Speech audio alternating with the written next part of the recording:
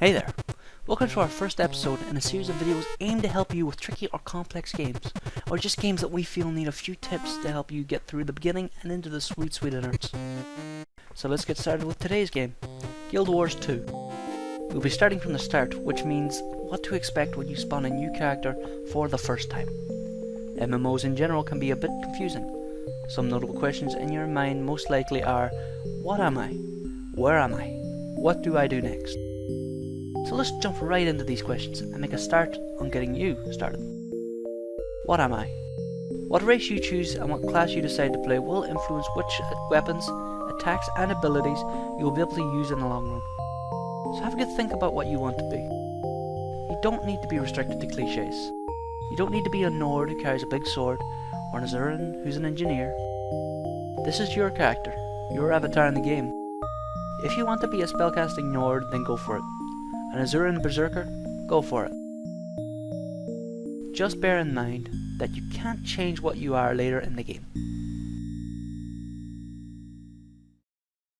Where am I? When you first spawn in the game, you'll most likely be sent on a little scenario. These scenarios are predetermined based upon what species your character is. Mostly it's a go-to waypoint and do what the game tells you to do sort of deal. These first scenarios are basically there to get you acquainted with the movement and attack systems. While it won't show you all there is to know about either, it's a good way to familiarize yourself with the basics.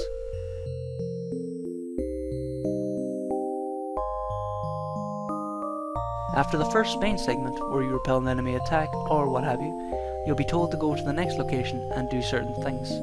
These things will be related to your character's storyline, which is influenced by your choices on the character creation screen. Once these little scenarios are over, then you're more or less free to roam the wide world.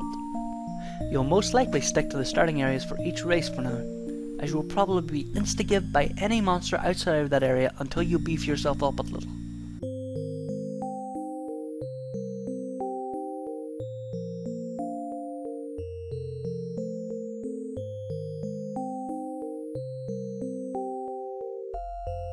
What do I do next? The world is your oyster, and by your oyster I mean stay away from areas of high level mobs. You'll be instigated by them if you're not careful. It's recommended you take your time in each area, look around, explore, adventure. There's a lot of things going on in any given area, and the quickest way to level up is to find waypoints that unlock that section of the map for quick travel. Complete area based objectives, bearing in mind that every area will have its own unique requirements that you'll be able to see in the objectives panel. Do these objectives, fight mobs and explore for waypoints, and you'll eventually have enough levels to follow your storyline a bit further.